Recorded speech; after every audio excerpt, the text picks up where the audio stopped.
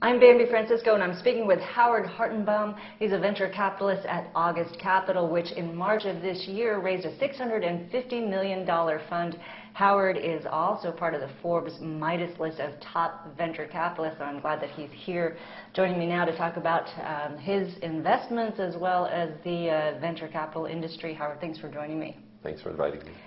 At August Capital, you've invested in Swoopo and Pixazza, the consumer internet plays. This is your area of interest. What are you looking at these days?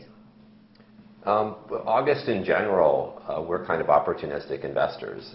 A lot of venture capitalists say they focus on clean tech, or they focus on software as a service, or they focus on enterprise supply chain management.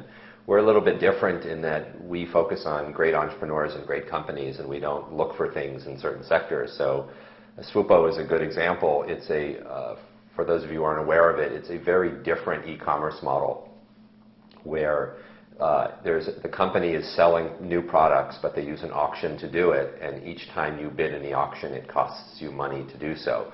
It's a different model. People haven't seen something like this before. It's unusual, and it's new, and we tend to focus on stuff that's unusual and new, and if we come across it, we could have never dreamed it up on our own and said we're looking for new e-commerce models. Instead, we came across this company and thought, wow, that's a really interesting company.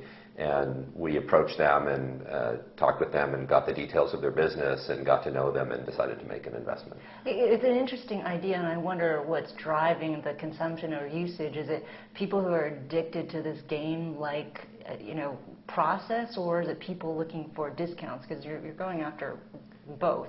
Yes, so we get, at Swoopo, we get different people playing the game for different reasons. Some want to win a brand new MacBook for $35, and others who like the excitement of being in basically a brinksmanship game with others and focused on trying to be the winner of that.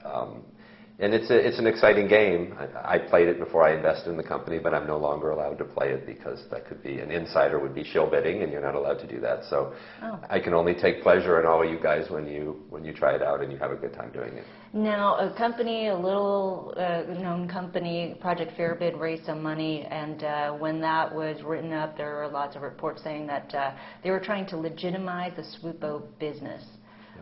So do you have a comment?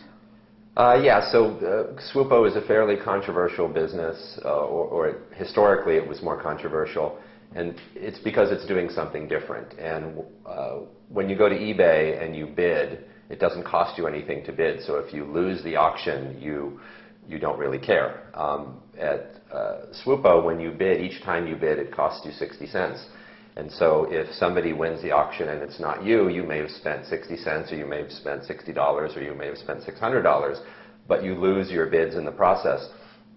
And when Project Fairbid was getting financing, their pitch to a venture capitalist was that they were going to build something where it was more engaging and you couldn't lose.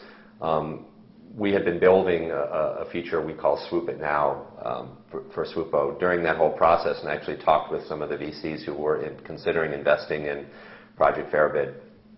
And I told them that, here's what we're building, and we're going to release it in the next few weeks. And their response is, you're a bigger company, you'll never be able to release quickly and do that. So basically what Swoopo released allows you, if you lose an auction, then you can apply all of the money that you lost in that auction towards buying the item.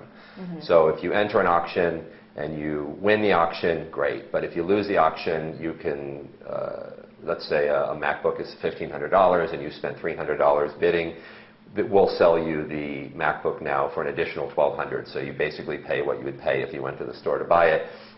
It is a hard game to win. It's exciting. I mean, an auction is a hard thing. A brinksmanship game is a hard thing to win. Not everybody wins, but with Swoopo, it may be hard to win, but it's impossible to lose.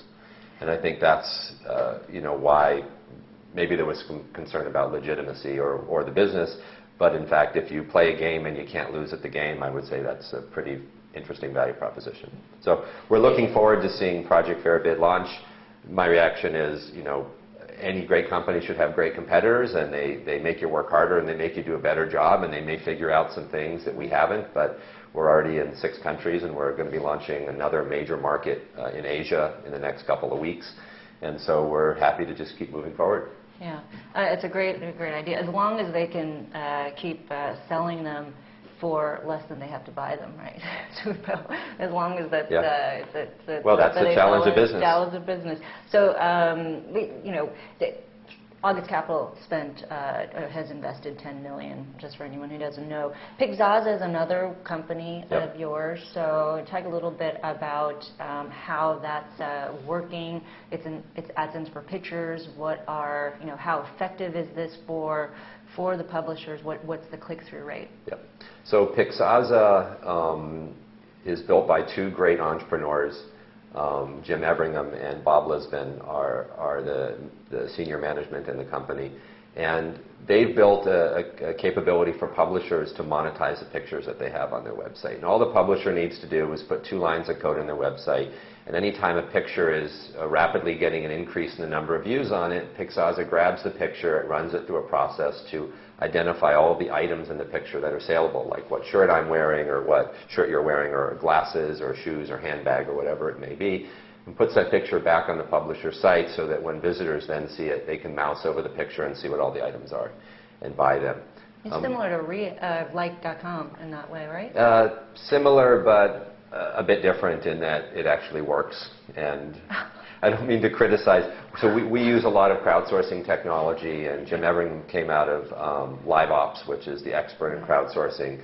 And RIA is a pretty neat technology, but I think it didn't quite live up to all the expectations they were hoping for it. They're doing about $20 million in sales this year. Yeah, so the challenge for these companies, for most companies that are venture-backed, is not to get to 20 million in sales. The challenge is to get to 200 million in sales or 500 million in sales. And so, RIA is a great company, but and they are in a similar space, but we're not really looking at them. We're doing things in a completely different way.